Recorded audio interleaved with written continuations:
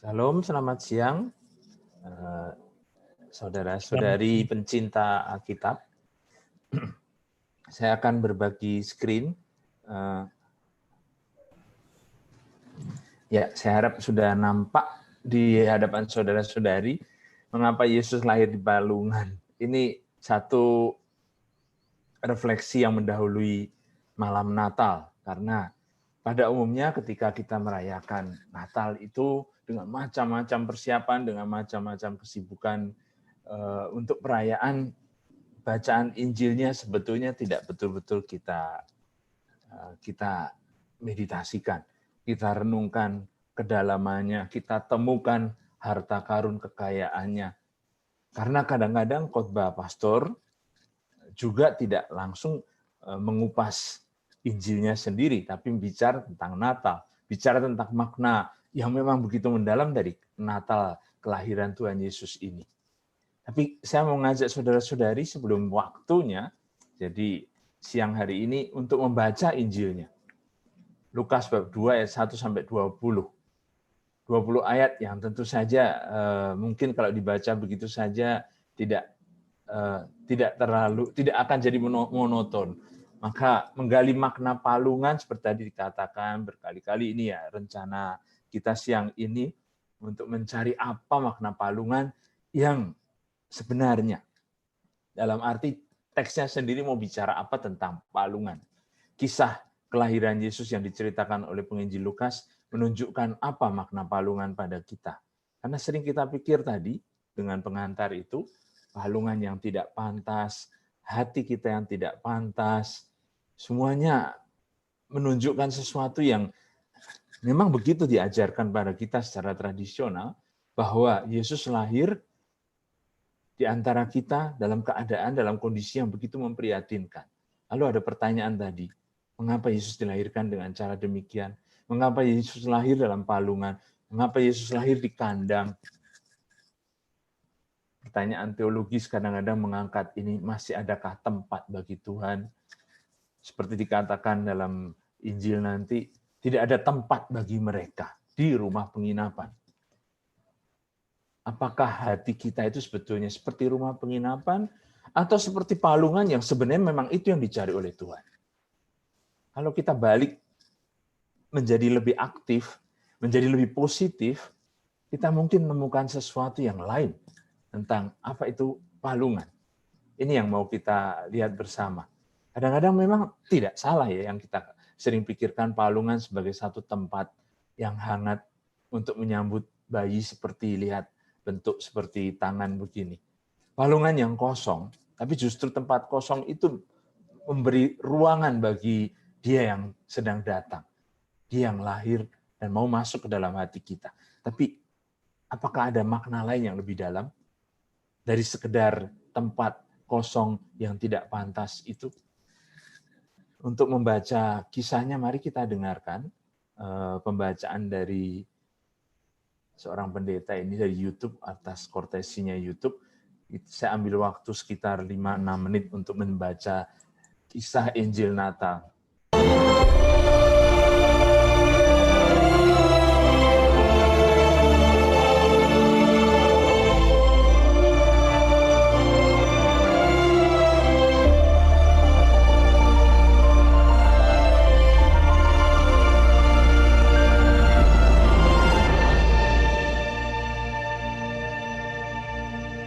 Pada waktu itu, Kaisar Agustus mengeluarkan suatu perintah, menyuruh mendaftarkan semua orang di seluruh dunia. Inilah pendaftaran yang pertama kali diadakan sewaktu Kirenius menjadi wali negeri di Syria. Maka pergilah semua orang mendaftarkan diri masing-masing di kotanya sendiri. Demikian juga Yusuf pergi dari kota Nazaret di Galilea ke Yudea, ke kota Daud yang bernama Bethlehem, karena ia berasal dari keluarga dan keturunan Daud, supaya didaftarkan bersama-sama dengan Maria, tunangannya yang sedang mengandung. Ketika mereka di situ, tibalah waktunya bagi Maria untuk bersalin, dan ia melahirkan seorang anak laki-laki. anaknya yang sulung. Lalu dibungkusnya dengan lampin dan dibaringkannya di dalam palungan. Karena tidak ada tempat bagi mereka di rumah penginapan. Di daerah itu ada gembala-gembala yang tinggal di padang menjaga kawanan ternak mereka pada waktu malam. Tiba-tiba berdirilah seorang malaikat Tuhan di dekat mereka dan kemuliaan Tuhan bersinar meliputi mereka dan mereka sangat ketakutan. Lalu kata malaikat itu kepada mereka, "Jangan takut, sebab sesungguhnya aku memberitakan kepadamu kesukaan besar untuk seluruh bangsa. Hari ini telah lahir bagimu juru selamat, yaitu Kristus, Tuhan, di kota Daud. Dan inilah tandanya bagimu. Kamu akan menjumpai seorang bayi dibungkus dengan lampin dan terbaring di dalam palungan." dan tiba-tiba tampaklah bersama-sama dengan malaikat itu sejumlah besar bala tentara sorga yang memuji Allah. Katanya, Kemuliaan bagi Allah di tempat yang tinggi, dan damai sejahtera di bumi, di antara manusia yang berkenan kepadanya.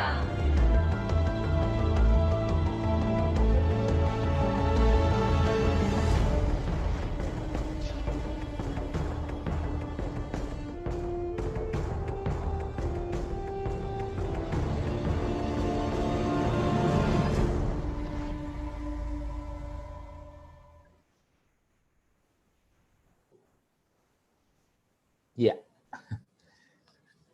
Kalau Bapak, Ibu, saudara-saudari tadi ikuti visualisasi yang memang bagus dengan pembacaan yang penuh perasaan dan kejiwaan itu, langsung kita bertanya, kenapa tadi ayatnya cuma sampai 14 ya? Sebenarnya masih mau mendengarkan kelanjutannya, tapi memang berhenti di situ. Dan kalau kita sadar, sebetulnya setiap kali malam Natal, setiap kali kita merayakan Natal, bacaannya hanya sampai ayat 14 itu. Liturgi Gereja Katolik tidak pernah menyajikan secara utuh pembacaan kisah kelahiran Yesus. Menurut Injil Lukas, bukan bab 1, tapi bab 2, ayat 1 sampai 20. Ini keliru di sini. Dalam satu perayaan, ini yang benar yang di atas judul ini ya, ceritanya itu sebetulnya kalau utuh ada 20 ayat. Tapi Bapak Ibu Saudara-saudari lihat di dalam kitab suci, teks kitab suci kita saja, perikopnya dipecah, dibagi begini. Kelahiran Yesus dari bab 2 ayat 1 sampai 7. Selesai di sini, lalu gembala-gembala diberi judul itu dari ayat 8 sampai 20. Kenapa bacaan Natal tadi terus dari ayat 7 sampai ayat 14, tapi berhenti di ayat 14. Dua perikop pertama bisa dikatakan demikian. Yang pertama karena ini lihat dari alinea yang dipotong oleh teks LAI dan diteruskan ayat 8 sampai ayat 14. Itu dibacakan pada malam Natal. Sisanya gembala yang dari Padang itu akhirnya berangkat cepat-cepat pergi ke Bethlehem, ayat 15 sampai 20 dibacakan pada Misa Fajar namanya. Misa pagi-pagi hari. Tapi biasanya orang yang datang pada malam Natal tidak pergi juga pada pagi hari. Sehingga tidak baca ayat 5 ayat terakhir ini. Tapi orang tidak sadar. Sering orang tidak langsung menangkap bahwa sebenarnya belum lengkap ini ceritanya. Ayat 1 sampai 7 dibaca juga untuk perayaan pentahbisan Basilika Santa Maria Maggiore di Roma itu. Pada tanggal 5 Agustus. Kita tidak buat perayaan khusus ini karena bukan di tempat di mana ada gereja Basilika ini. Karena tanggal 5 Agustus itu dirayakan sebagai pendirian gereja Basilika ini sesudah ada mukjizat karena didedikasikan kepada Bunda Maria, karena pada bulan Agustus musim panas ternyata hujan salju di Roma waktu itu. Lalu dibaca, dikaitkan antara penghormatan kepada Bunda Maria dengan kelahiran Yesus ini. Yang dalam arti mukjizat yang besar itu.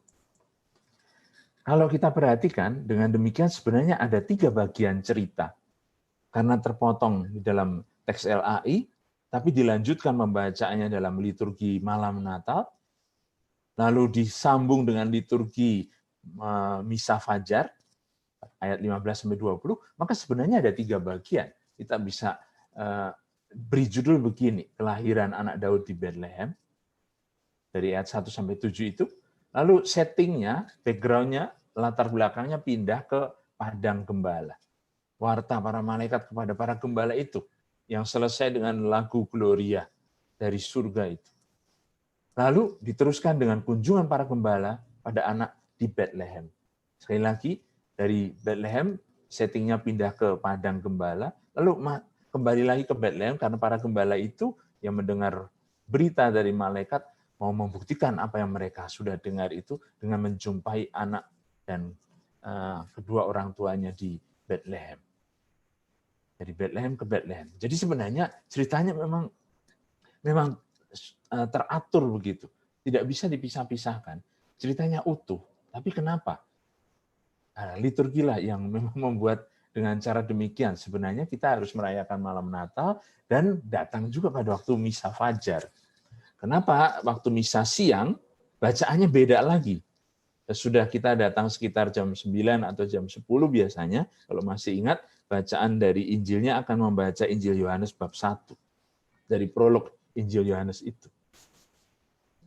Benang merah sebenarnya dari kelahiran Yesus, kisah ini ditentukan oleh referen yang nampak di dalam setiap 3, yang muncul di setiap bagian itu. Dari 3 bagian yang tadi kita lihat, ada referen yang bicara tentang di dalam palungan. Dibungkus dengan lampin dan dibaringkannya dalam palungan. Ini referen pertama, muncul di ayat 7. Lalu di ayat 12, ketika malaikat-malaikat itu mengatakan kepada para gembala, seorang bayi dibungkus dengan lampin dan terbaring di dalam palungan. Itu yang menjadi tanda dari para malaikat pada para gembala. Yang kemudian mereka buktikan, ayat 16, setelah mereka menjumpai orang tuanya, Maria, Yusuf, dan bayi itu yang sedang berbaring di dalam palungan. 3 kali kata palungan muncul. Dan di dalam setiap bagian, ayat 1-7, lalu ayat 8-14, lalu ayat 15 sampai ayat 20. Seperti satu referen yang mau tidak bisa dilepaskan dari mata kita. Ada satu teka-teki yang mau disampaikan di dalamnya. Kenapa begitu penting kata palungan ini? Saya beri warna merah. Justru karena di situ tempatnya. Di situ tempat di mana Yesus yang lahir, disambut oleh para gembala, kemudian di dalam palungan. Tapi orang sering memang luput, tidak melihat referen ini, yang memang menghubungkan menjadi benang merah, warnanya merah, dari ketiga teks tadi. Yang belum kita baca tadi ini. Setelah malaikat-malaikat itu meninggalkan mereka, dan kembali ke surga, gembala-gembala itu berkata seorang kepada yang lain, mari kita pergi ke Bethlehem untuk melihat apa yang terjadi di sana. Seperti yang diberitahukan Tuhan kepada kita. Lalu mereka cepat-cepat berangkat dan menjumpai Maria dan Yusuf dan bayi itu yang sedang berbaring di dalam palungan. Ketika mereka melihatnya, mereka memberitahukan apa yang telah dikatakan kepada mereka tentang anak itu. Dan semua orang yang mendengarnya heran tentang apa yang dikatakan gembala-gembala itu kepada mereka. Tetapi Maria menyimpan segala perkara itu dalam hatinya dan merenungkannya. Maka kembalilah gembala-gembala itu sambil memuji dan memuliakan Allah, karena segala sesuatu yang telah mereka dengar dan mereka lihat semuanya sesuai dengan apa yang telah dikatakan kepada mereka. Ceritanya gantung di sini sebetulnya. Gembala-gembala itu pergi, tapi tidak dijelaskan entah kemana. Jelas mereka punya pengalaman rohani, berjumpa dengan Sang Juru Selamat. Tapi kenapa orang-orang Yahudi pada zaman Yesus tidak percaya? Tidak sampai untuk akhirnya menemukan Sang Juru Selamat seperti gembala-gembala itu? Sepertinya semua jadi biasa saja. Persis seperti kita merayakan tahun lalu Natal, kita merayakan tahun ini nanti juga Natal dalam situasi yang istimewa karena masa pandemik ini, kita akan merayakan Natal lagi tahun depan, entah dengan cara yang bagaimana. Terus kita merayakan Natal. Tapi kadang-kadang lewat begitu saja, tahun demi tahun. Seperti kita tidak bertanya, sebenarnya gembala-gembala itu yang sudah menjumpai sendiri juru selamat, kemana mereka? Tidak ada yang tahu siapa gembala-gembala ini, tidak ada namanya. Hilang begitu saja. Mereka bukan rasul, mereka bukan murid-murid. Siapakah mereka? Nah, pertanyaan kembali, mengapa Yesus lahir dan diletakkan di palungan, dibaringkan di palungan, ini bentuk pasif yang membuat kita berpikir sebenarnya. Palungan itu seperti seolah-olah tempat yang terpaksa gitu, karena tidak ada yang lain. Karena tidak ada tempat di rumah penginapan. Jadi pertanyaan yang muncul kalau dalam bahasa Inggris, why was Jesus laid in manger? Maksudnya, mengapa Yesus harus diletakkan di palungan? Seperti jadi korban begitu. Tapi kalau kita lihat secara lebih positif sebagai subjek, mengapa Yesus memilih lahir di palungan? Mengapa Allah menggiring peristiwa sejarah ini, keluarga kudus di Nazaret itu sampai ke Bethlehem, dan akhirnya Maria melahirkan anaknya di sana untuk dibaringkan di dalam palungan. Mengapa? Apa makna palungan? Apa pentingnya bagi Allah? Kalau kita mau cari sebenarnya, di mana sebetulnya tersembunyi jawaban dari teka-teki ini. Tidak perlu cari jauh-jauh, saudara-saudari. Maknanya itu tersembunyi persis di depan mata kita. Maksudnya, kalau tersembunyi di depan mata kita, itu berarti ini. Masalahnya, memang kita akan lihat bayi yang di atas. Palungannya itu tidak terlalu kita perhatikan. Kadang-kadang dalam presepio atau kandang Natal, ya, keindahan kandang Natal itu membuat kita tidak melihat bahwa sebenarnya palungan yang kosong, yang diberi di atasnya kemudian bayi Yesus sesudah perayaan Natal itu diletakkan di atasnya, itu penting sekali. Karena pada arti kata palungan itu sendiri nanti kita temukan jawabannya. Betul, palungan bisa diartikan seperti tempat pemberhentian kuda begitu, atau ternak. Karena ketika orang bertemu dengan tempat semacam ini tidak bisa terus, tersandung kalau terus. Maka di situ binatang juga akan mengendus-endus dan mencari apakah ada sisa-sisa makanan di dalamnya. Barangkali ada ahli juga yang mengatakan palungan itu sebagai tempat di mana di kandang, tempat ini lebih tinggi dari yang lain-lain. Maka supaya bayi itu kelihatan, supaya bayi itu aman, tidak terinjak, diletakkan di atasnya. Jadi palungan sama dengan kandang atau tempat makan di dalam kandang. Tapi sebetulnya kalau kita lebih detail, palungan itu bukan hanya sekedar stall dalam arti terminal gitu, pemberhentian untuk makan. Kata asli dalam bahasa Yunani yang dipakai adalah patne.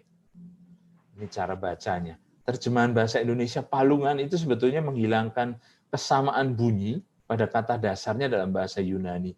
Patne yang sebetulnya berasal dari kata makan, evagon.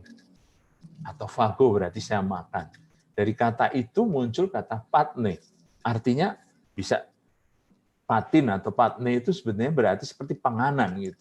Nanti kita jelaskan. Ada tradisi dalam gereja Ortodoks Timur yang menghubungkan patne itu dengan makanan. Kesamaan bunyi ini masih terasa dalam beberapa terjemahan bahasa Eropa modern, seperti bahasa Inggris. Tidak disebut palungan, kan? Disebut manger. Dari mana kata manger? Kalau kita tidak tahu asal-usul kata manger, dari bahasa Perancis mangeoire atau manger, itu sebetulnya dari bahasa Itali mangiatoia, atau dari bahasa Latin ya, yang hubungannya dengan kata kerjanya mangiare. Itu semua berhubungan kata makan. Seperti kalau dalam bahasa Mandarin, semua yang berhubungan dengan makanan pasti ada huruf yang menunjukkan gambar mulut. Maka seperti itu sebetulnya bahasa Ibrani, bahasa Yunani juga menggambarkan, memvisualisasikan. Maka kata palungan sebetulnya memvisualisasikan tempat makan, tapi karena kita tekankan pada kata palungnya, lubangnya, sehingga akhirnya yang muncul adalah kesan itu tempat kosong. Sama seperti ketika kita begitu sibuk sampai akhirnya tidak sempat mengaku dosa, tidak sempat mempersiapkan hati. Hati kita penuh gitu. Sampai pada waktu harus merayakan Natal, ada sebenarnya Tuhan mencari hati yang kosong, yang memang tidak ada isi apa-apa, justru untuk hadir. Itu palungan. Tapi palungan yang dalam kondisi yang menyedihkan dan memprihatinkan seperti ini bukan yang dimaksud sebetulnya. Karena palungan itu sebenarnya yang dicari oleh hewan untuk mencari makanan mereka. Jadi, kalau dikatakan bahwa bayi itu dibaringkan dalam palungan, dalam arti tempat makan hewan. Tempat makan, tidak ada kata hewannya sebenarnya. Mungkin maksudnya sebenarnya sederhana. Karena disajikan seolah-olah pakan ternak. Dengan kata lain menjadi seperti makanan. Orang akan bilang, kasar Romo. Kasar kalau kita tidak tahu bahwa sebetulnya itu logikanya. Logika kalimat dalam bahasa Yunani, dalam kata patne tadi, yang dihubungkan dengan makan. Dan itu sebabnya tidak sembarangan ternyata dipilih oleh Lukas dan diulang menjadi referen sampai 3 kali. Mari kita perhatikan satu persatu teksnya, sehingga nanti kita sampai pada konfirmasinya. Betul apa yang saya katakan. Perhatikan kontrasnya. Kontrasnya, karena apa? Dari sejak awal diceritakan dengan satu perbandingan yang kontras atau perbedaan yang begitu tajam.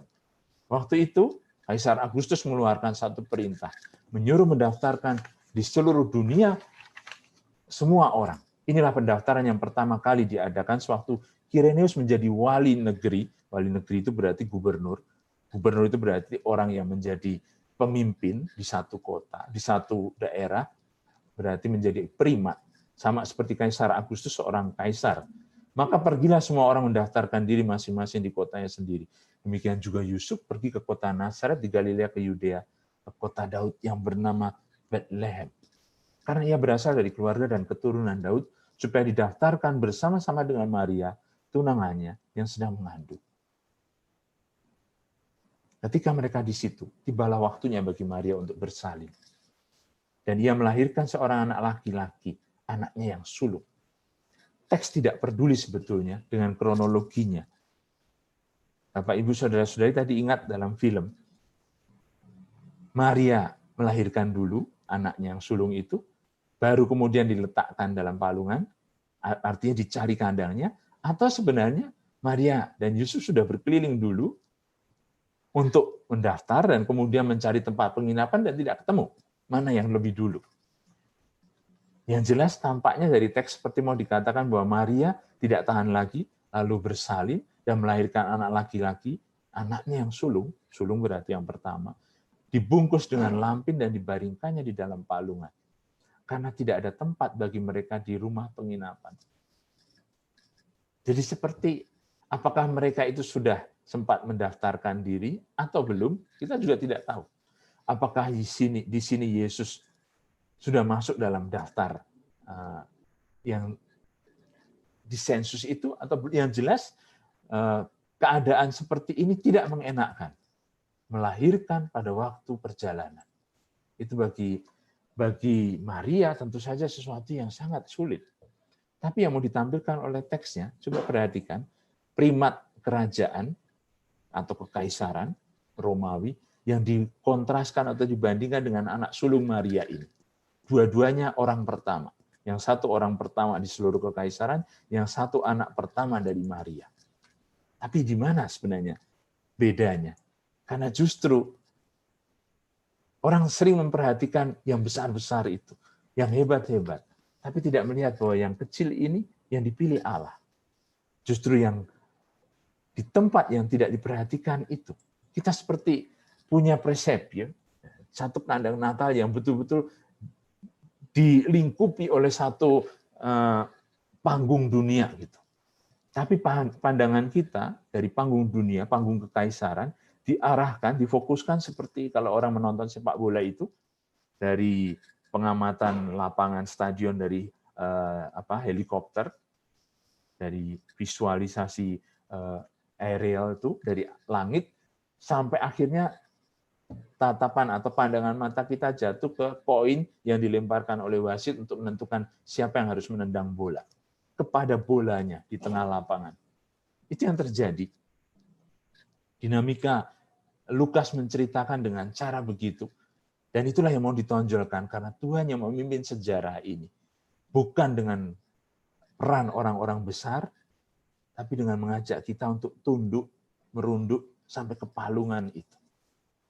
Di palungan itu rahasianya, di mana Tuhan mulai bekerja. Di mana nanti nasib seluruh dunia akan ditentukan di sini. Dari yang besar itu ke yang kecil ini. Kontras, kisahnya itu bergerak maju aneh sekali.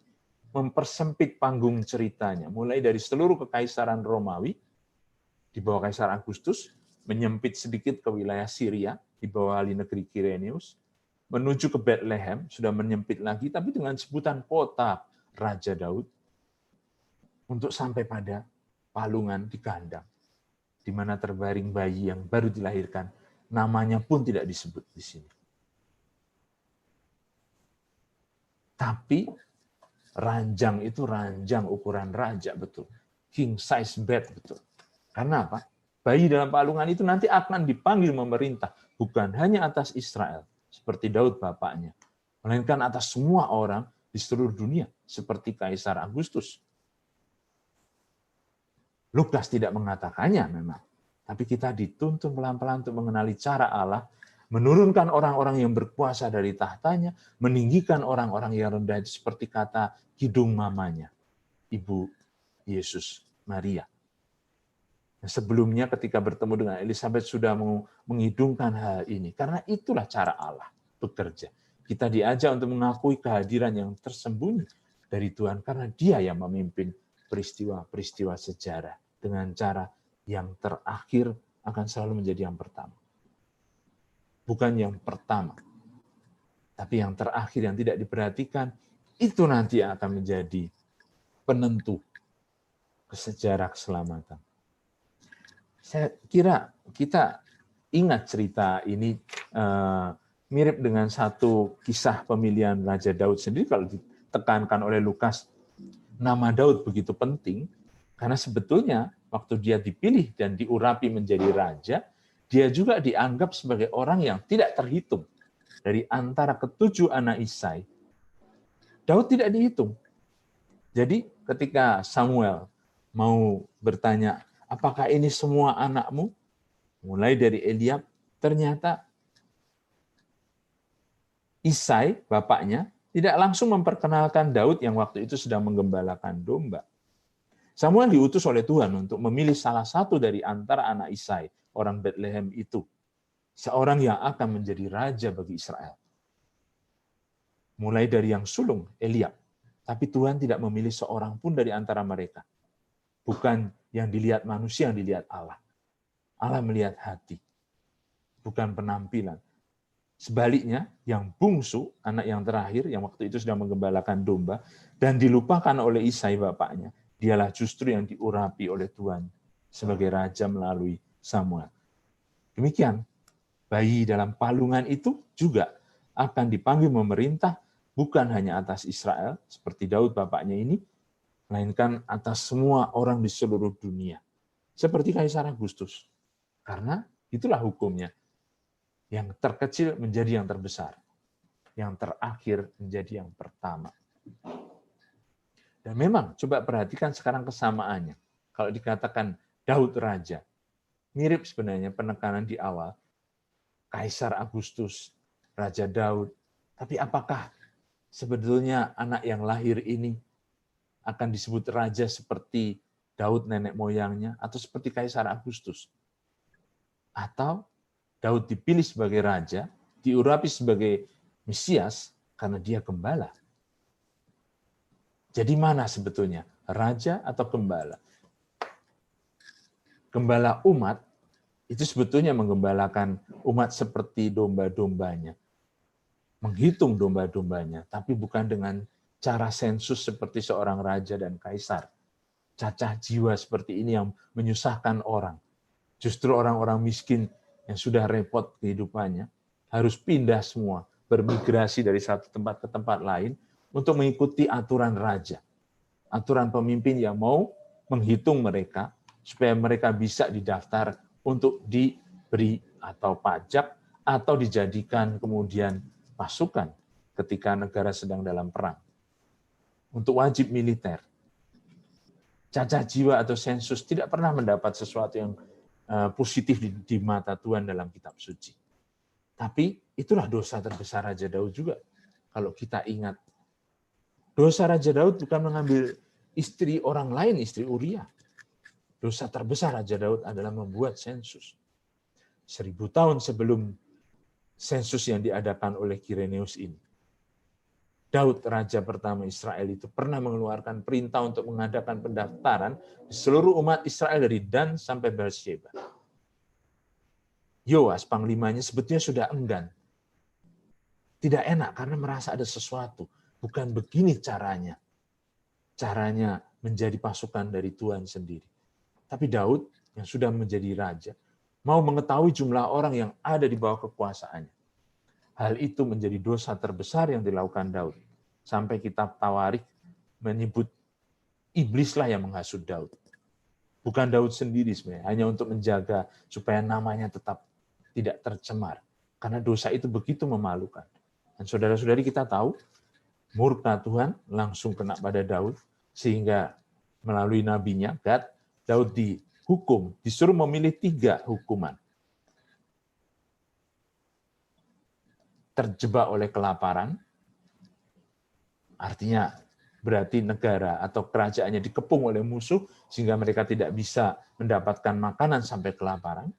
Atau pilihan kedua, Daud sendiri jatuh ke tangan musuh.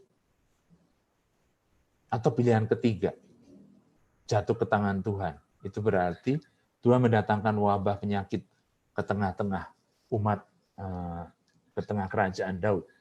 Itu yang ketiga rupanya yang dipilih oleh Daud. Daud tidak mau jatuh ke tangan manusia. Dia mau jatuh ke tangan Tuhan.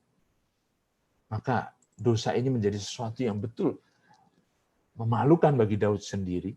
Sampai akhirnya ketika malaikat Tuhan datang dan kemudian membuat pandemik itu, wabah itu menyerang umatnya sampai berpuluh ribu orang jatuh menjadi korban di bawah mata Daud. Akhirnya Daud berkata kepada Tuhan ketika dilihatnya malaikat yang tengah memusnahkan bangsanya. Demikian, sesungguhnya aku telah berdosa. Aku telah membuat kesalahan, tapi domba-domba ini, apakah yang dilakukan mereka? Biarlah kiranya tanganmu menimpa aku dan kaum keluargaku. Pada waktu itu Daud menyebut umatnya itu domba-domba. Pada waktu itu sadarlah Daud bahwa dia dipanggil sebagai gembala dan bukan sebagai raja. Raja yang hanya melihat kekuasaan. Raja yang mau menghitung umatnya untuk menjadi orang-orang yang dikenai pajak. Untuk menjadi orang-orang yang nanti dipanggil untuk wajib militer.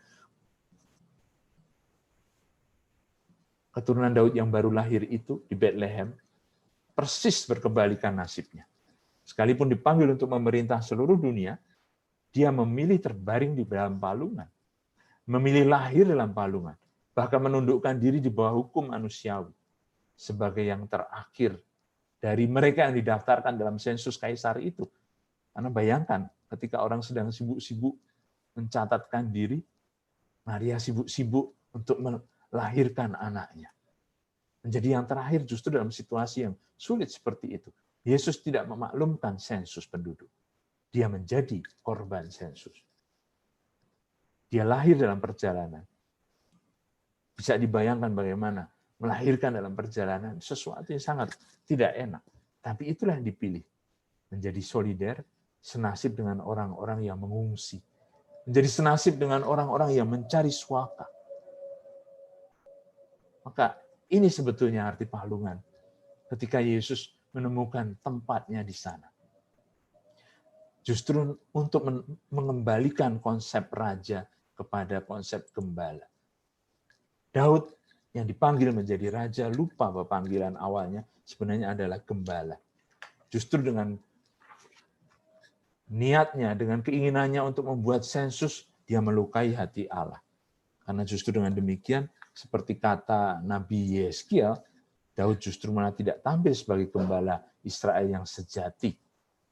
Meskipun dikatakan di sini, ya, diulang-ulang nama Daud, tapi ternyata justru di situ Daud ditampilkan sebagai gembala domba yang palsu.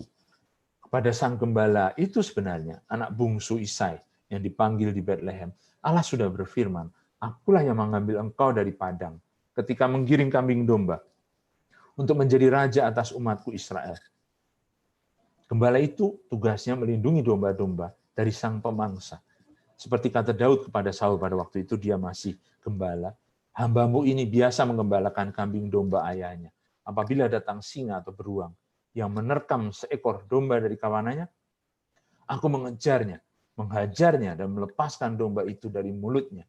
Kemudian apabila ia berdiri menyerang aku, maka aku menangkap janggutnya, lalu menghajarnya dan membunuhnya. Itulah Daud sebenarnya. Belum ketika dia masih muda, ketika belum menjadi tua dan tenggelam dalam kekuasaan. Tapi rupanya Daud yang menjadi tua lupa pada panggilan awalnya sebagai gembala, sehingga benar kata nubuat Yeskiel ini. Justru karena gembala-gembala Israel tidak lagi menggembalakan domba-dombanya seperti yang diperintahkan Tuhan. Maka hai anak manusia, bernubuatlah melawan gembala-gembala Israel. Bernubuatlah dan katakanlah kepada mereka, pada gembala-gembala itu, beginilah firman Tuhan Allah. Celakalah gembala-gembala Israel yang menggembalakan dirinya sendiri. Bukankah domba-domba yang seharusnya digembalakan oleh gembala-gembala itu? Kamu menikmati susunya. Dari bulunya kamu buat pakaian. Yang gemuk kamu sembelih. Tapi domba-domba itu sendiri tidak kamu gembalakan. Bagus sekali teks ini ya. Betul-betul satu kritik bagi gereja yang kadang-kadang juga tidak bisa lepas dari kekuasaan. Gembala-gembala yang kadang-kadang juga tenggelam dalam keinginan dan ambisi untuk mencari itu. Alih-alih untuk menggembalakan yang artinya memberi makan domba-domba, justru malah memerah susunya, mengambil mengambil bulunya, dalam bahasa Inggris apa namanya, share itu, untuk dipakai dan dijadikan sebagai baju-baju hangat. Ini bukan tugas gembala sebetulnya. Gembala Israel yang sejati justru yang sedang lahir itu. Penyelamat dunia. Namanya Yosua, yang artinya Sang Juru Selamat. Tuhan yang menyelamatkan.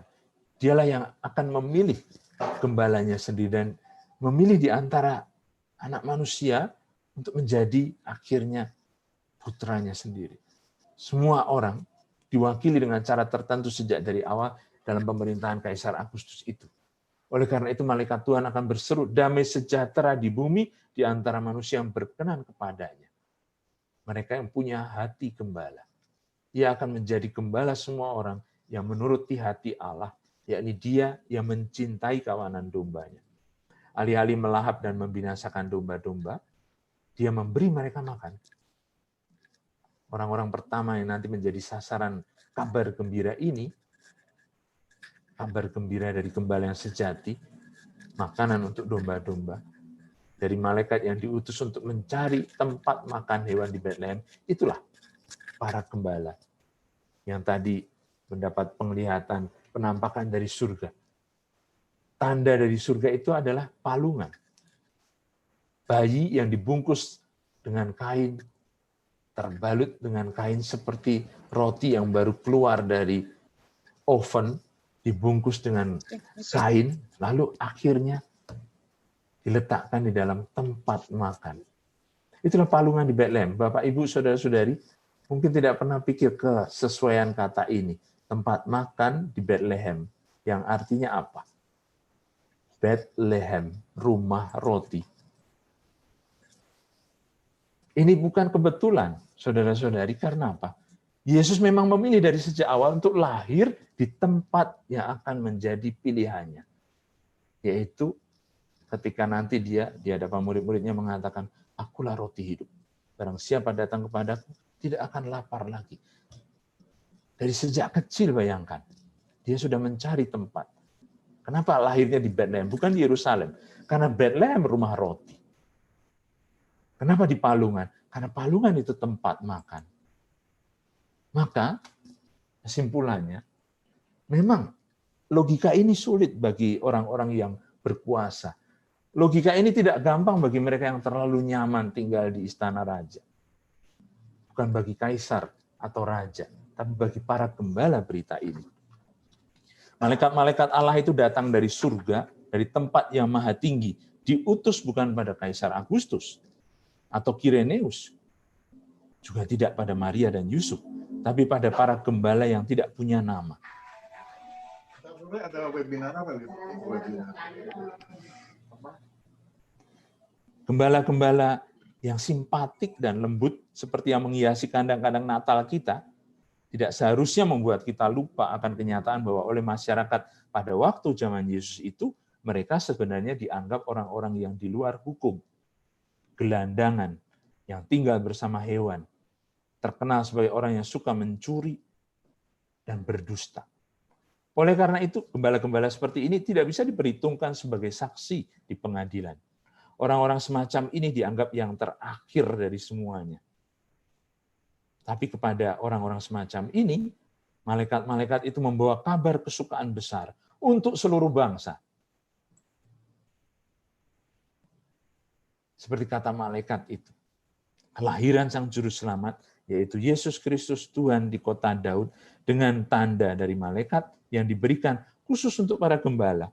Karena itu memang bahasa mereka. Bahasa gembala, yaitu tempat makan hewan, palungan. Maka gembala-gembala itu tidak akan pergi ke tempat penginapan, ke hotel-hotel untuk mencari di mana Juru Selamat itu dilahirkan. Karena kata malaikat itu, cari bayi yang dibungkus dengan lampin dan dibaringkan dalam palungan. Langsung mereka tahu palungan ada di mana. Seperti seolah-olah itu passwordnya. Seperti Zoom kita. Palungan. Lalu orang akan bertemu di sana. Menjumpai Maria dan Yusuf dan bayi itu yang sedang berbaring dalam palungan. Dan ketika mereka melihatnya, mereka memberitahukan apa yang telah dikatakan kepada mereka tentang anak itu. Karena gembala-gembala itu tidak bisa membuat kata-kata itu hanya tinggal dalam hati mereka. Inilah rema sebenarnya. Rema itu sesuatu kata, firman yang menjadi peristiwa. Yang menjadi satu kenyataan yang menjadi harapan dan kabar gembira bagi orang lain. Ini bahasanya gembala. Kadang-kadang kita tidak mengerti, karena kita tidak berbau domba itu. Tanda itu bicara dengan bahasa gembala ini. Palungan atau tempat makan hewan, di mana terbaring bayi yang baru dilahirkan itu, adalah bagian dari keseharian mereka. Mereka tidak punya tempat yang lain untuk berkumpul kecuali sekitar tempat pakan ternak itu, ya di palungan itu. Di padang gembalaan atau di kandang.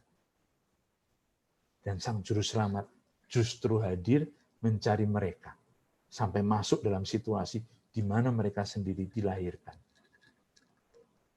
Gembala-gembala ini kalau kita bayangkan seperti rumah keluarga besar zaman dulu, seperti di Italia, rumah-rumah besar itu di bawahnya tinggal para pekerja atau gembala-gembala yang memang mencari kehangatan di antara ternak. Mereka tinggal di sana. Sementara tuan rumah, keluarga, tinggal di atas. Tapi begitu, seperti bisa dibayangkan apa yang terjadi ketika Maria melahirkan Yesus. Yang berhak untuk komuni pertama di sini ternyata adalah para gembala ini. Karena justru dalam logika Allah, dalam logika kisah kejadian, kisah kelahiran Yesus menurut Lukas ini, tamu undangan pertama di sekitar palungan itu tidak mungkin kalau bukan para gembala. Karena mereka lah yang terakhir di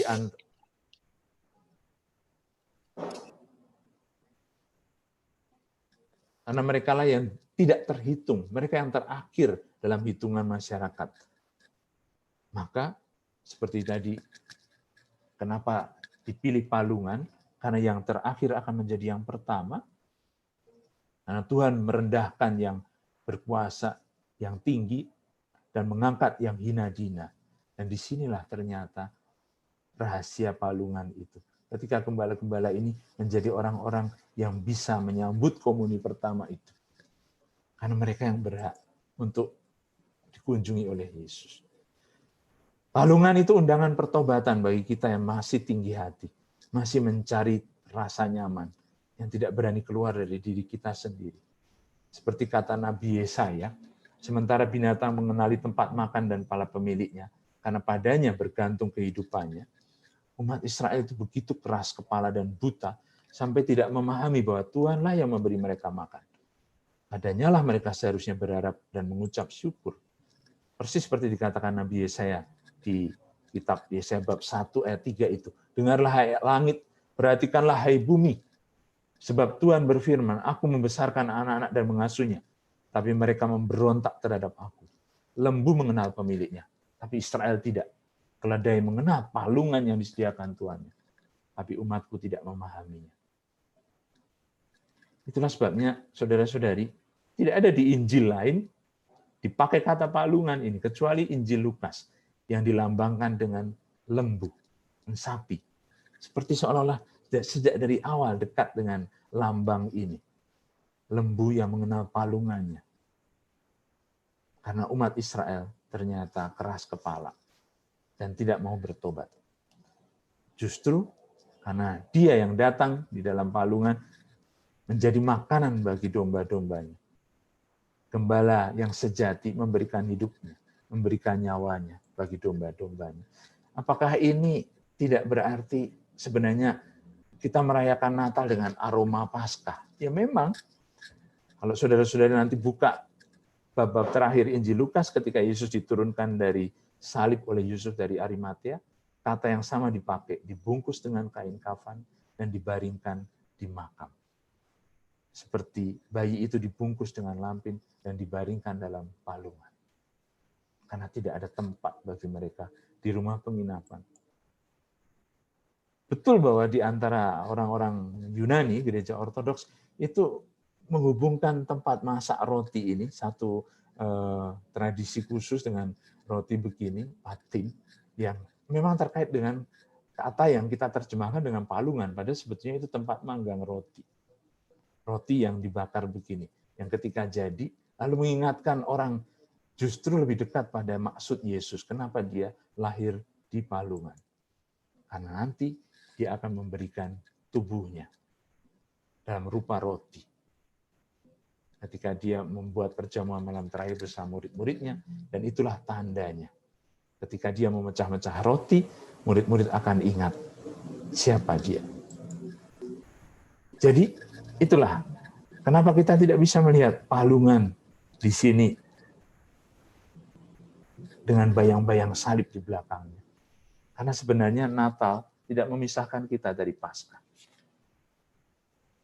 Maka palungan itu mengingatkan kita nanti akan makam kosong di mana Yesus bangkit.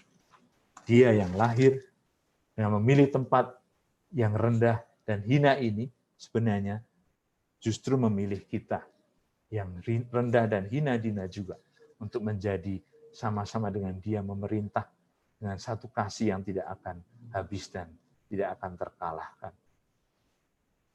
Karena kasih yang memberi diri, kasih yang memecah-mecahkan diri seperti roti yang dipecah-pecah untuk orang lain. Itu saya kira rahasia palungan yang paling dalam, yang paling kaya. Terima kasih atas perhatiannya, saudara-saudari. Terima kasih banyak Romo Vitus untuk pengajaran hari ini. Sungguh saya sendiri sangat-sangat tersentuh sekali dengan fakta ini gitu.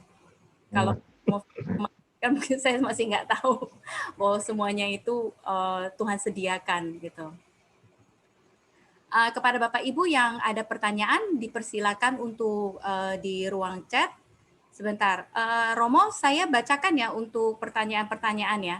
Ya. Saya bantu.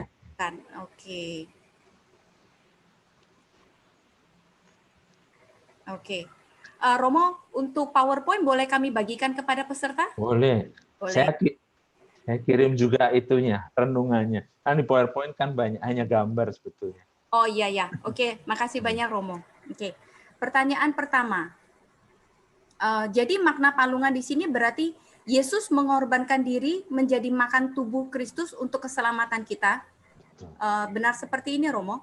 Iya, kita nggak pernah pikir begitu. Karena apa? Kita sering pikir palungan dari kata palung. Iya kan? Padahal sebenarnya dari kata tempat makan. Kenapa bayi ditaruh di tempat makan? Karena nanti waktu besar dia akan memberikan dirinya sebagai makanan. Itu logikanya. Jadi betul, terima kasih kesimpulannya. Betul. Betul sekali Romo, kesimpulannya sangat luar biasa sekali gitu ya. Pertanyaan kedua, mengapa Lukas memilih gembala sebagai orang yang pertama diwartakan? Ya. Bisa dibalik juga.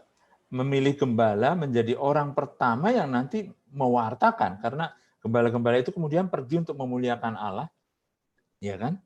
Seperti memuliakan Allah dengan memuji dan karena apa yang mereka dengar dan mereka lihat seperti apa yang telah dikatakan pada mereka.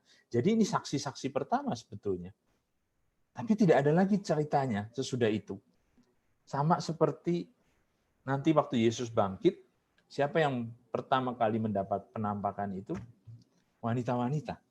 Sama seperti gembala-gembala, wanita-wanita juga tidak dihitung dalam dunia laki-laki pada zaman itu. Dunia hukum keagamaan pada zaman itu. Yang tidak bisa mempercayai gembala, tidak bisa mempercayai juga wanita. Itu rupanya dipilih Allah untuk menjadi saksi-saksinya. Aneh juga kan ini. Itu berarti kabar gembira kita itu betul-betul sesuatu yang tidak bergantung pada kekuatan manusia, tapi pada kekuatan Dia, Allah sendiri. Oke Romo, pertanyaan selanjutnya. Seringkali Maria menyimpan segala perkara di hatinya dan merenungkannya. Perkara baik yang gembira atau yang sedih, Romo, maksudnya? Beda dengan yang kita mengutarakan agar kita jelas ya. Ya. Tadi di teksnya tertulis Maria menyimpan segala perkara itu di dalam hatinya dan merenungkannya. Tidak bisa kita pilah-pilah mana yang baik dan mana yang sedih. Apakah Maria tidak sedih, saudara bayangkan, ketika dia mendengar kabar dari malaikat itu bahwa ini anak dari Yang Kudus, dari Allah. Maka dia menyimpan dalam rahimnya sesuatu yang besar. Tapi cari di tempat penginapan aja tidak dapat. Apa tidak sedih gitu? Apa tidak satu keprihatinan besar ketika nanti Maria di bawah salib, ya, berpikir bahwa anaknya ini yang mestinya menjadi raja, tapi ternyata justru tergantung di salib. Jadi Maria menyimpan segala perkara, itu bisa kita katakan barangkali lebih banyak sedihnya daripada positifnya sebenarnya. Ketika nanti anaknya sendiri ditemukan dalam bait Allah dan mengatakan kepada dia menjawab Maria ketika Maria bertanya, "Nak, mengapakah engkau berbuat demikian? Bapakmu dan aku dengan cemas mencari engkau." Yesus mengatakan, "Mengapa kau mencari aku?" Apa Maria tidak sedih juga mendengar jawaban semacam itu?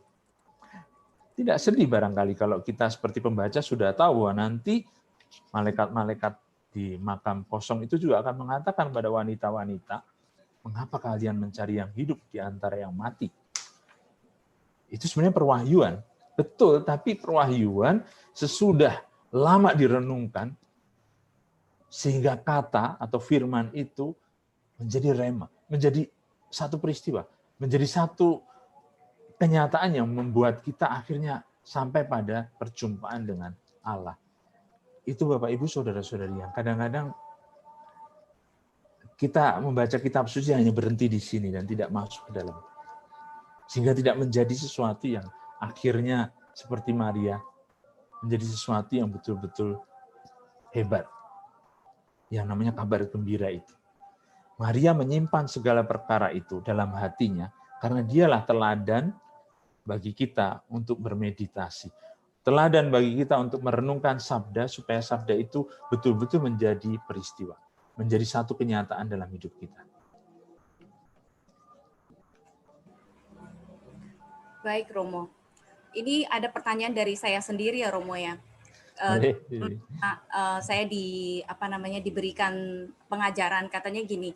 Sebenarnya pada saat itu gembala-gembala itu menerima kabar baik itu jaraknya itu jauh sekali dari Bethlehem. Jadi mereka cuma mengikuti bintang yang bersinar itu, mereka mengikuti. Tetapi sebenarnya perjalanannya itu panjang Romo. Sampai sana sebenarnya mereka tidak bertemu Yesus yang ada di palungan. tapi mereka hanya melihat palungannya sendiri saja, tapi Yesusnya sendiri sudah tidak ada, Romo. Itu benar nggak ada teori seperti itu? Jadi menandakan bahwa gembala itu tetap percaya, Romo, tapi meskipun mereka nggak ngelihat gitu, tapi mereka percaya bahwa sesuatu yang besar, bahwa penyelamat dunia sudah datang di palungan ini meskipun mereka datang sudah telat gitu. Ini ada teori seperti ini nggak, Romo, sebenarnya? Tadi waktu kita baca Injilnya, ada kata bintang nggak? Kan nggak ada di situ. Lukas tidak cerita tentang bintang. Jadi jangan kecampur antara gembala dengan orang-orang Majus yang datang dari jauh, dari timur. Betul jaraknya antara Bethlehem dengan padang gembala itu lumayan. Tapi masih bisa di jalan kaki gitu. Kalau sudah pernah pergi ke Holy Land di sana, lalu akan lihat bahwa bagaimana Bethlehem dengan padang-padang gembala di sekitarnya itu. Gua-gua maksudnya, ya kan? Nah, di situ tidak dibayangkan dengan bintang yang diikuti oleh para Majus. Saudara sedang membaca Injil Matius atau Injil Lukas nih? Kok kecampur gitu. Sehingga memang betul di Injil Matius ketika para Majus datang, ya, memang tidak dikatakan di kandang bahkan. Bintang itu membawa orang-orang itu sampai ke rumah di mana anak itu tinggal. Rumah, katakan begitu. Jadi mungkin teorinya benar, tapi cara bacanya juga harus teliti ya. Bukan orang Majus itu, gembala. Dan tidak ada kata bintang dalam Injil Lukas, kecuali di gambar saya tadi. Ya, jadi teorinya perlu dikoreksi barangkali. Ya. Baik, Romo, terima kasih. Pertanyaan selanjutnya. Jadi pemberitahuan bahwa Yesus adalah juru selamat, Kristus, dan Tuhan sudah dideklarasikan sejak awal oleh malaikat Tuhan sendiri kepada para gembala pada saat Yesus dilahirkan, Romo? Ya, menurut Injil Lukas, ya. Iya kan? Menurut Injil Lukas begitu. Lalu pertanyaannya? Halo? Ya, itu pertanyaannya, Romo. Jadi sebagai deklarasi pemberitahuan bahwa Yesus adalah juru selamat. Ya, betul, sebagai deklarasi, betul. Deklarasi untuk seluruh bangsa lagi. Juru selamat untuk seluruh bangsa. Tapi yang dengar gembala-gembala. Apa pikiran kita kemudian? Artinya, gembala-gembala ini tidak sekolah, tidak ikut KPKS, tidak ikut belajar kitab suci, ya. Sesudah mereka mendengar deklarasi ini, mereka kemana? Tidak diceritakan kemudian, namanya pun tidak tercatat. Saya pernah membuat khotbah yang sederhana sebetulnya, yang mengatakan di satu kampung waktu itu banyak gembala di Italia Utara. Lalu saya bilang, gembala-gembala ini tidak ada namanya, karena sebetulnya gembala-gembala ini kalian semua. Yang sudah punya pengalaman-pengalaman itu, yang sederhana di rumah masing-masing. Kalian punya deklarasi itu. Kalian punya warta gembira ini. Kenapa tidak disampaikan pada orang? Ya kami cuma gembala, Romo. Kami kan bukan orang pintar sekolahan. Begitu. Begitu yang dipilih Tuhan, rupanya. Moga-moga mengerti yang saya maksud. Justru gembala-gembala yang semacam itu yang mendapat deklarasi universal lagi. Bukan hanya untuk menjadi raja seperti Daud, tapi menjadi juru selamat seluruh bangsa. Itu kan berarti satu perwahyuan besar sekali. Tapi diberikan kepada gembala-gembala yang tidak ada namanya. Barangkali kalau kitab suci bicara yang tidak ada namanya, karena nama-nama kita lah sebetulnya yang dimaksudkan. Kalau kita berani menanggapinya.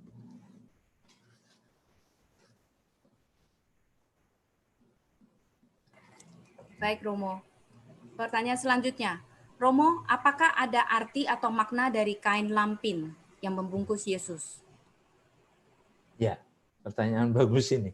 Tadi sepintas di akhir slide, waktu saya hubungkan roti yang dibungkus itu, ya, dengan salib ketika Yesus diturunkan dari salib oleh Yusuf dari Arimatea dan dibungkus dengan kain lenan. Tekanannya bukan pada kainnya itu jenis apa atau bentuknya seperti apa, tapi pada kata membungkusnya. Jadi dibungkus dan dibaringkan itu kata yang dipakai oleh penginjil Lukas di waktu menceritakan kisah kelahiran Yesus, seperti gambar ini di belakang saya ini. Dan nanti muncul lagi kata yang sama, dibungkus, ketika Yesus diturunkan dari salib. Apakah itu kebetulan? Saya kira tidak kebetulan. Pasti penginjil Lukas mau mengatakan, lihat bagaimana caranya dia lahir, lihat bagaimana caranya nanti dia mati. Dibungkus seperti roti itu yang diberikan pada kita untuk jadi makanan yang menghidupkan. Bukan begitu kan sebetulnya? Kalau begitu intinya, maka Natal itu memang punya makna yang dalam sekali, yang jarang kita pikirkan. Karena tidak melepaskan kita dari Paskah. Maka kata dibungkus dengan kain lampin tadi, kain lampin itu kainnya bayi ini, ya nanti mengingatkan kita ketika Yesus wafat dibungkus dengan kain lenan. Terima kasih pertanyaannya, bagus. Ya, terima kasih Romo. Juga baru tahu lagi bahwa kain itu nyata ada maknanya juga tersendiri. Iya, semuanya ada maknanya, benar. Tidak ada yang kebetulan. Betul sekali Romo. Pertanyaan selanjutnya Romo.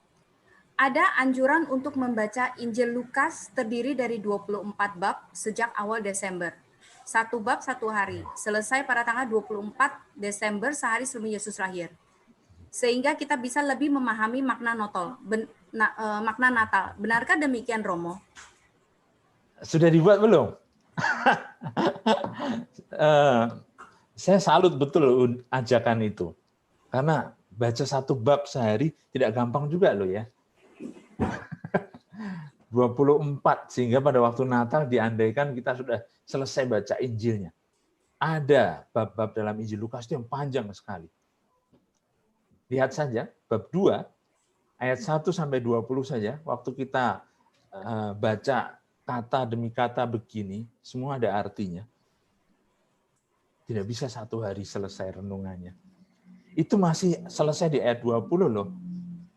Sesudah itu, ayat 21 dan seterusnya, nanti pada hari yang ke-8, Yesus dibawa untuk disunat, kemudian ada tampil Simeon dan Hana, kemudian Yesus ditemukan di bait Allah. Masing-masing cerita itu, memang kalau kita baca saja bisa. Tapi kalau mau kita renungkan dan kita dalami maknanya, untuk menemukan apa arti makna Natal, tentu saja saya tidak berani menjamin semuanya akan dapat betul maknanya. Karena dalam 1 siang ini saja, saya coba saudara-saudari untuk baca dari bab 2 sampai bab 22, 23, waktu Yesus diturunkan dari salib itu. Bagaimana kaitan antara awal dan akhir Injil Lukas yang tidak bisa dipisahkan, kan? Tapi siapa yang membaca 24 bab dengan cara begini?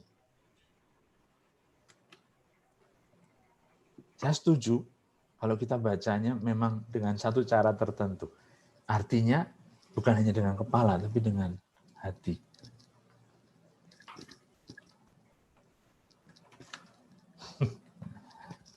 Saya kira bagus dilanjutkan. Jadi jangan takut. Akan ketemu makna Natalnya. Apalagi di tengah-tengahnya 17 Desember begini, kita sudah dapat satu pancingan seperti ini. Ya, makasih Romo. Untuk pertanyaan selanjutnya Romo. Di Lukas 2 ayat 17 dan 18.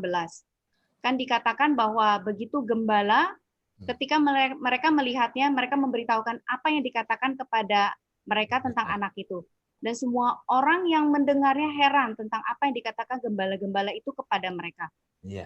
Orang lain itu siapa ya Romo? Semua orang yang mendengarnya. Siapa tuh mereka kira-kira? Itu berarti di antara, di sini tidak dijelaskan siapa. Tapi lihat, ternyata di kandang atau di mana itu, tempat makan hewan itu ada, di gua gembala itu, tidak hanya Maria dan Yusuf berarti kan. Jelas lembu dan sapi ikut mendengar tapi tidak mengerti yang dikatakan gembala-gembala. Tapi orang-orang yang ada di situ mengerti yang mereka katakan. Ya, seperti dalam slide tadi saya sudah keluar rupanya, ada banyak orang di situ. Kalau dipikirkan semua gembala, saudara-saudari ingat tadi waktu di filmnya itu Yusuf saja masuk, ada orang yang bersama dengan Maria kan. Rupanya di situ bisa dibayangkan, mungkin memang pada waktu Maria melahirkan ada orang-orang juga yang ternyata tinggal di tempat itu yang tidak ada di rumah penginapan karena mereka ada di ruangan yang bawah itu. Maka itu sebabnya ada yang menafsirkan palungan sebagai tempat yang memang lebih tinggi dari yang lain-lain sehingga anak itu yang dilahirkan tidak dibiarkan di bawah, tapi menjadi pusat perhatian karena ditaruh di tempat yang lebih tinggi. Di stall itu namanya. Palungan itu berarti satu tempat, kemudian bagian yang ditaruh di atas sehingga binatang-binatang itu kalau mau makan juga tidak harus merunduk sekali ke bawah, tapi langsung masuk di kepalanya di dalam lubang itu. Begitu. Ya, jadi saya kira tentu saja di sini bukan satu kebetulan seolah-olah lalu ada orang-orang yang muncul, ini berarti banyak orang yang ada di situ. Tapi orang-orang yang seperti apa itu yang penting. Mereka yang tahu bahasanya orang miskin, bahasanya para gembala, bahasa. Tentu saja semua orang heran, karena bagaimana mungkin gembala-gembala ini bicara tentang juru selamat, tentang apa yang dikatakan malaikat dalam hubungan dengan Raja Daud, dengan kedamaian, damai sejahtera itu, tapi pada kenyataannya mereka tetap miskin gitu. Mereka tetap tinggal dalam situasi yang memprihatinkan di sekitar palungan itu. Barangkali dari sudut pandang kita yang memang menganggap tempat itu sebagai tempat yang miskin tapi bagi mereka itulah keseharian mereka. Ya, bukan berarti kita lalu berpikir kalau gitu harus membiarkan kemiskinan, tidak juga. Tapi bahwa itu yang dipilih Tuhan, kembali mengingatkan kita sebenarnya. Kadang-kadang kita memilih yang bukan dipilih Tuhan, jangan-jangan. Baik, itu saya kira jawabannya. Terima kasih Romo. Pertanyaan, berarti kalau gitu, kalau ada dekorasi Natal, Romo, atau biasanya kartu-kartu Natal digambarkan Yesus itu hanya di atas jerami, itu salah ya? Kenapa salah? Ya, jerami kan tempat makanannya hewan. Ya. Iya, betul. Kok salah? Karena jerami itu makanannya hewan. Berarti ya di situ tempat makan memang. Ya, baik Romo. Untuk pertanyaan selanjutnya, menurut Lukas, di dalam kitab Lukas dipergunakan kata-kata dibaringkan, lalu terbaring, dan akhirnya berbaring. Berbaring, bagus. Itu ya. artinya apa, Romo? Iya. Terima kasih, bagus pengamatannya. Kalau yang dua pertama kan pasif, ya kan? Tapi yang ketiga itu seperti seolah-olah aktif. Maria dan Yusuf dan bayi itu yang sedang berbaring di dalam palungan. Seolah-olah dia sendiri yang memilih tempatnya berbaring di palungan itu. Kalau yang pertama dan kedua, dia dibungkus dan dibaringkan. Terbaring juga artinya intransitif, ini berarti pasif. Seperti tidak sengaja begitu. Tapi kalau yang ketiga, menjadi seperti pilihan, justru ketika berjumpa dengan para gembala. Lalu menjadi semakin menjadi satu konfirmasi lagi dengan apa yang tadi kita temukan dalam refleksi itu. Justru Yesus berdialog dengan para gembala itu karena dia memberi tanda. Dia sendiri yang kemudian memberi tanda, seperti kata malaikat-malaikat itu, memilih tempatnya untuk berbaring di tempat makan, karena nanti dia akan menjadi gembala yang sejati, memberikan hidupnya sebagai makanan bagi domba-dombanya. Konsisten sebetulnya teks Injilnya, ya enggak? Kalau kita baca dengan kacamata yang memang kata pertama dan kedua ada orang lain, yaitu orang tuanya, sementara kata yang kedua inilah tandanya bagimu, kamu akan menjumpai seorang bayi dibungkus dengan lampin dan terbaring dalam palungan. Itu antara dibaringkan dan memilih untuk berbaring. Terbaring begitu. Seperti sesuatu yang harus ditemukan sendiri oleh para gembala itu sebagai satu petunjuk dari malaikat. Cari gitu. Tapi ternyata perjumpaan itu rupanya meskipun Yesus masih kecil, dalam arti masih bayi, rupanya dengan kata berbaring dalam palungan seperti seolah-olah dia juga mendatangi, menunjukkan diri dalam tanda itu, memilih tempat itu. Maka betul kalau tadi di awal dikatakan mengapa Yesus lahir di palungan. Tidak dikatakan dilahirkan di palungan, tapi lahir di palungan. Judul yang dipilih oleh panitia. Justru karena memang menonjolkan kenapa dia sendiri memilih tempat itu. Sama seperti kenapa dia memilih Bethlehem. Yang dalam bahasa Ibrani berarti rumah roti, yang dalam bahasa Arab berarti rumah daging. Lahem, yang berarti daging. Sama seperti nanti dia akan memberikan dagingnya sebagai roti, ya kan? Rupanya bahasa Arab, bahasa Ibrani ternyata saudara dan memberi kita petunjuk teologis yang sangat dalam. Tuhan sendiri yang memilih dengan demikian. Maka betul kata kerja itu sangat penting. Kenapa dikatakan berbaring dalam palungan? Jadi seperti seolah-olah Yesus yang aktif menemukan tempatnya ketika gembala-gembala itu datang mengunjungi dia. Maka tadi saya beri judul di slide itu, komuni pertama, perjumpaan yang pertama ini. Mereka menyambut tubuh Yesus di dalam palungan. Terima kasih Romo. Ini sepertinya pertanyaan terakhir nih Romo. Untuk memaknai bayi Yesus yang dilahirkan di palungan, saat ini di situasi pandemik, dengan keterbatasan menerima sakramen Maha Kudus dalam Ekaristi, dan sebagian keluarga masih tetap Ekaristi di live streaming online. Menyambut komuni secara batin, bolehkah kami memaknai Yesus lahir dalam palungan dalam situasi pandemik sekarang ini ya Romo? Supaya kita makin terus bersandar dalam palungan, tempat makan, mencari Yesus sebagai makanan kita saat ini? Nah, gimana caranya? Dengan cara menjadi seperti yang dia teladankan. Betul bukan karena hostinya yang tidak bisa secara fisik kita terima. Tapi sabda yang menjadi daging, itu dengan membaca kitab suci, lalu mengerti artinya, menjadikan sabda itu bagian dari hidup kita, lalu kita memberikan pelayanan sedapat mungkin bisa seturut panggilan kita masing-masing, dengan cara pengorbanan itu lalu kita menghayati bahwa sabda itu ternyata juga seperti roti yang dipecah-pecah begitu dengan diri kita sendiri. Maka ada orang sering mengatakan kita menjadi seperti yang kita makan. Ya, itu berarti kalau kita maksudnya menjadi seperti yang kita makan, kalau kita makannya itu yang lemak-lemak, lalu akhirnya badan kita juga menjadi tidak sehat karena terus berlemak. Tapi kalau kita makan hosti dalam arti sabda, karena komuni batin itu, lalu kita sadar bahwa ternyata sabda Tuhan itu justru mengajak kita untuk keluar dari diri sendiri, memberikan diri, memberikan hidup bagi orang lain, lalu di situ bahkan dengan komuni batin pun seperti kata Yesus kepada perwira Romawi itu, yang mengatakan dirinya tidak pantas untuk bertemu dengan Yesus. Imannya betul-betul menyelamatkan hamba yang sakit. Kalau kita percaya.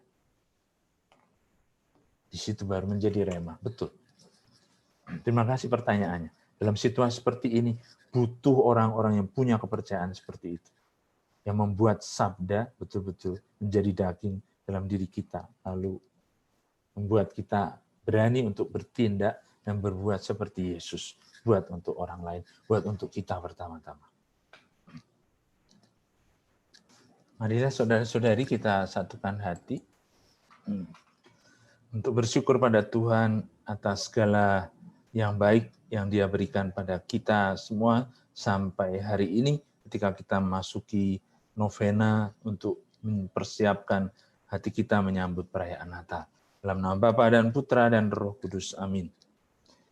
Bapa yang makasih, kami berterima kasih karena kedatangan Putra-Mu Sang Juru Selamat bagi kami, yang mengajar kami untuk tidak takut pada apa yang kami hadapi, pada apa yang ada di sekitar kami, yang mengajar kami untuk tetap berharap, meskipun kadang-kadang sulit. Kami percaya bahwa tidak ada kata akhir di dalam usaha untuk meneruskan dan mewartakan kabar gembira-Mu. Kami mohon berkat-Mu agar kami sanggup mempersiapkan diri kami untuk bertobat dan diubah menjadi manusia-manusia baru dengan kelahiran Sang Juru Selamat nanti kita rayakan pada malam Natal. Ya Bapa, kami mohon berkat-Mu untuk keluarga kami, untuk semua orang yang kami cintai, agar mereka senantiasa kami semua hidup dalam damai-Mu, dalam sejahtera dan kesehatan di atas semua yang sedang menimpa kami di masa pandemik ini. Semoga mata kami tidak tertutup akan kebutuhan orang-orang di sekitar kami yang mungkin membutuhkan uluran tangan kami. Kami mohon berkat-Mu untuk semua rencana dan apa yang akan kami lakukan untuk menyambut Hari Raya Natal nanti dengan sungguh-sungguh. Tuhan serta-Mu. Semoga Allah, saudara sekalian, dan keluarga-keluarga orang-orang yang dicintai, yang kita doakan pada hari-hari ini senantiasa dilindungi, dibimbing, dan diberkati oleh Allah yang Maha Kasih, Bapa dan Putra dan Roh Kudus. Amin. Terima kasih Romo. Semoga pelayanan Romo tetap Terima diberkati, kasih. Romo tetap sehat selalu dan Sama-sama. dengan penuh sukacita ya Romo. Sama-sama. Terima kasih. Terima kasih. Mari.